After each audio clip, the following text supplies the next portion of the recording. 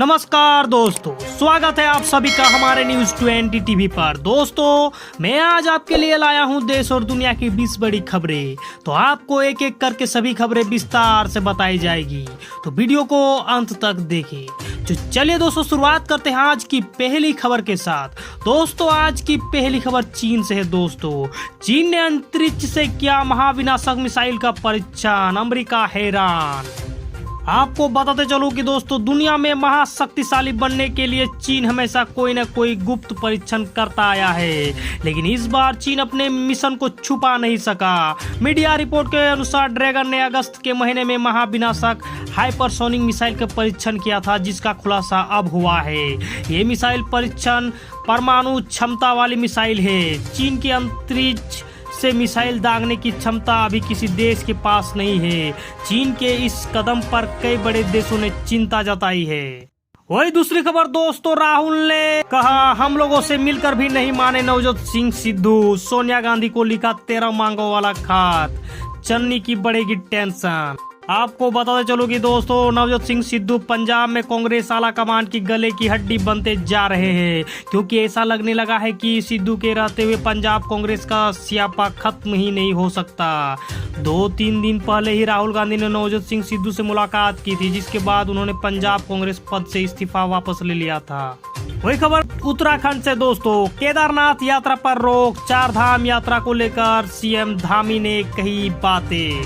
आपको बता चलो कि दोस्तों, भारतीय मौसम विभाग उत्तराखंड के कई जिलों में अगले 2 दिन भारी बारिश होने की चेतावनी दी है। इसी के चलते राज्य के सीएम पुष्कर सिंह धामी ने रविवार को श्रद्धालुओं से कुछ दिनों के लिए 4 धाम यात्रा टालने की अपील की है। वही खबर केरला से दोस्तों, केरल में बारिश से अब तक 21 की मौत, 11 जिलों में अलर्ट। आपको बताते चलो कि दोस्तों, केरल में भारी बारिश और भूस्खलन में मरने वालों की संख्या बढ़कर रविवार को 21 हो गई। इनमें से 13 लोगों की मौत कोट्टायम और 8 लोगों की मौत इडुक्की में हुई है। यह जानकारी राज्य सरकार की ओर से दी गई है। वही खबर जम्मू कश्मीर से, पुंछ राजौरी में सर्च ऑपरेशन 7वें दिन भी जारी, शहीदों की संख्या बढ़कर हुई 9। आपको बताते चलूं कि दोस्तों, जम्मू कश्मीर में सेना के 7 जवानों की हत्या करने में शामिल आतंकवादियों का पता लगाने के लिए पुंछ और राजौरी जिलों के वन्य क्षेत्रों में चलाया जा रहा सर्च ऑपरेशन रविवार को 7वें दिन भी जारी है। इस दौरान एक जूनियर कमीशन अधिकारी समेत 2 जवान शहीद हो गए। 2 जवानों की मौत के साथ ही पुंछ के सुरन कोट वन में सोमवार से शुरू हुए अभियान में अब तक 9 जवान शहीद हो चुके हैं। वही खबर भोपाल से, विसर्जन जुलूस के दौरान फुल स्पीड में घुसाई कार, रिवर्स करते हुए 4 लोगों को रौंदा, आरोपी गिरफ्तार।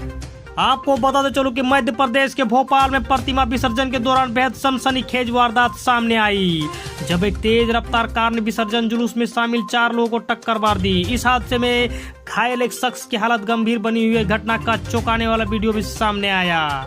वही दोस्तों, लखबीर सिंह के अंतिम संस्कार को लेकर सियासत तेज, बीजेपी बोले पंजाब में मरने वालों की कोई इज्जत नहीं। आपको बताते चलो कि कृषि कानून के विरोध में दिल्ली में चल रहे किसान आंदोलन के दौरान शनिवार सुबह सिंधु बॉर्डर पर तरन तारण गांव चीमा कला निवासी लखबीर सिंह उर्फ टीटू की हत्या के मामले के बाद सियासी घमासान थमने का नाम नहीं ले रहा है। भारतीय जनता पार्टी के आईटी सेल के राष्ट्रीय संयोजक अमित मालवीय ने लखबीर की हत्या को लेकर विपक्ष कांग्रेस पर हल्ला बोला है।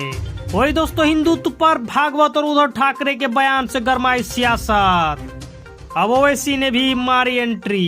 आपको बता चलो कि राष्ट्रीय स्वयंसेवक संघ के प्रमुख मोहन भागवत द्वारा विजयदशमी समारोह में हिंदुत्व को लेकर दिए गए बयान पर राजनीति तेज हो गई है। शिवसेना प्रमुख और महाराष्ट्र मुख्यमंत्री उद्धव ठाकरे ने तो इस प्रति की प्रतिक्रिया व्यक्त की है। एआईएमआईएम के नेता असदुद्दीन ओवैसी भी बीच में कूद पड़े हैं। ऐसे में आने वाले विधानसभा चुनाव में मुद्दा तूल पकड़ सकता है। वही दोस्तों, सिंधु बॉर्डर पर युवक की हत्या को लेकर बोले राकेश टिकैत, बॉर्डर पर जवान रोज शहीद हो रहे हैं, क्या सरकार इस्तीफा दे देगी? आपको बताते चलो कि दोस्तों, हरियाणा दिल्ली के सिंधु बॉर्डर पर एक दलित युवक की हत्या को लेकर किसान आंदोलन पर सवाल उठाए जा रहे हैं। हालांकि आंदोलनरत किसानों के संगठन संयुक्त किसान मोर्चा ने हत्या और निहंग सिखों से खुद को अलग कर लिया है। दलित युवक के हत्या की जिम्मेदारी एक निहंग सिख सरबजीत ने ली थी और आत्मसमर्पण किया था, जिसके बाद अब से 7 दिनों की पुलिस रिमांड में भेज दिया गया है। वही दोस्तों, 4.5 साल में एक भी दंगा नहीं हुआ, अब फसाद किया तो 7 पीढ़ियां मुआवजा भरेगी, योगी आदित्यनाथ ने कहा। आपको बताते चलो कि यूपी के मुख्यमंत्री योगी आदित्यनाथ ने कहा कि प्रदेश में पिछले 4.5 साल में एक भी दंगा नहीं हुआ है। पहले प्रदेश की पहचान ही दंगा थी, क्योंकि सरकारें दंगाइयों को प्रश्रय देती थी। दंगों से प्रदेश की जनता प्रताड़ित थी, झूठे मुकदमे दर्ज होते थे। वही दोस्तों, श्रीनगर और पुलवामा में एक के बाद एक 3 आतंकी हमले, यूपी बिहार के 2 लोग की गोली मारकर हत्या।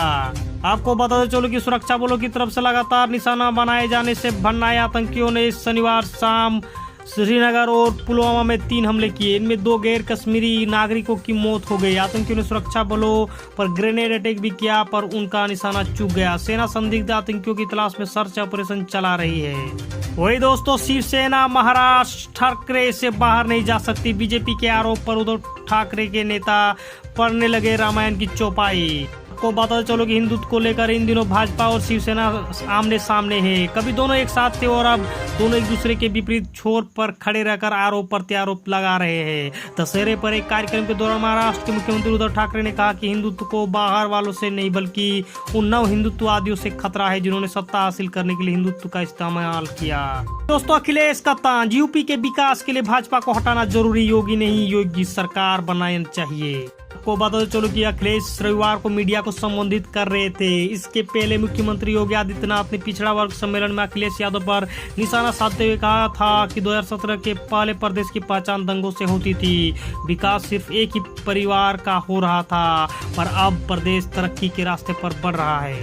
दोस्तों, बिहार से खबर, बिहार में 3 हफ्ते के अंदर तीसरा गैंगरेप, आधी आबादी की चिंता, लेकिन नीतीश राज में लड़कियां सुरक्षित नहीं। आपको बता चलो कि बिहार 3 हफ्ते में तीसरी बार शर्मसार हो चुका है। सरकार को बिहार के आधी आबादी की सिर्फ चिंता है, लेकिन सुरक्षा देने के नाम पर कोई व्यवस्था नहीं दिख रही है। औरंगाबाद का शर्मनाक मामला इसकी गवाही दे रहा है। यहाँ एक लड़की के साथ 5 लड़कों ने गैंगरेप किया और इसके बाद उसकी जान तक लेने की तैयारी थी।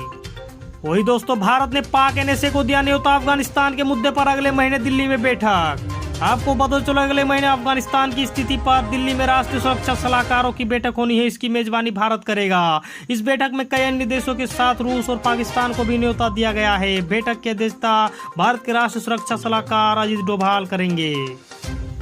वही दोस्तों, आईएसआईएस की चेतावनी, जहां भी रहोगे ढूंढ कर मार देंगे। 2 हमलों में 160 सियाओं को उतार चुका है मौत के घाट। आपको बता चलो, अफगानिस्तान में तालिबान का कब्जा होने के बाद से शिया मुसलमानों को टारगेट किया जा रहा है। उन पर आए दिन हमले हो रहे हैं। कंधार और कुंदूज प्रांत की 2 शिया मस्जिदों में पिछले 2 हमलों में 160 से ज्यादा लोग मारे जा चुके हैं, तो सैकड़ों लोग घायल है। इस बीच आतंकी संगठन आईएसआईएस के धमकी सामने आई है। उसने शिया मुसलमानों से कहा है कि वे जहां भी होंगे उन्हें ढूंढ कर मार दिया जाएगा।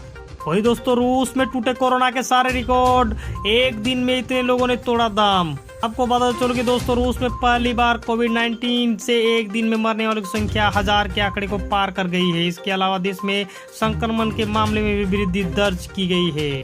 वही दोस्तों, अब चीन से डरेगा नहीं बल्कि लड़ेगा ताइवान। अमेरिका से बोला जल्दी भेजिए हमारे F-16 फाइटर जेट।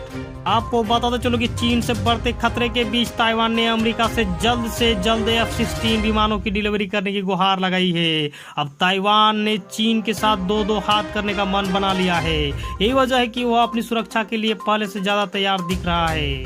वही दोस्तों, खुलेआम मौत की सजा देने को लेकर तालिबान ने बदला अपना स्टाइल, जारी किया नया फरमान। आपको पता चल कि भारत के सामने एक नई चुनौती है, चीन की। दुनिया भर में आ रही बदलाव के बीच भारत और चीन के रिश्ते भी बदल चुके। 2012 के बाद से दोनों देशों के बीच दूरियां है और तनाव बढ़ा है। पूर्व राष्ट्रीय सुरक्षा सलाहकार शिवशंकर मेनन लिखते हैं कि दुनिया अब 2 गुटों वाली नहीं रही, नई शीत युद्ध जैसे हालात है या किसी एक देश का जोर चलता है। वही दोस्तों, ईरान के इस कदम से दहशत में है अमेरिका, बातचीत के लिए बना रहा दबाव। को बताते चलो कि अमेरिका और उसके सहयोगी देश ईरान पर बंद पड़ी परमाणु वार्ता को दोबारा शुरू करने और बातचीत के लिए राजी होने का दबाव बना रहे हैं। देशों ने ईरान को चेतावनी दी है कि अगर वह अपना परमाणु कार्यक्रम जारी रखता है तो अंतर्राष्ट्रीय स्तर पर और अलग थलग पड़ सकता है, उसे नए आर्थिक प्रतिबंधों का सामना करना पड़ सकता है। तो दोस्तों, आज के लिए बस इतना ही। दोस्तों, अगर हमारी वीडियो आपको पसंद आए तो वीडियो को लाइक करें, शेयर करें और सब्सक्राइब करें। दोस्तों, इस तरह का डेली न्यूज अपडेट पाने के लिए बेल आइकन को दबाना ना भूले। नमस्कार, आदाब, सत श्री अकाल, जय हिंद, जय भारत।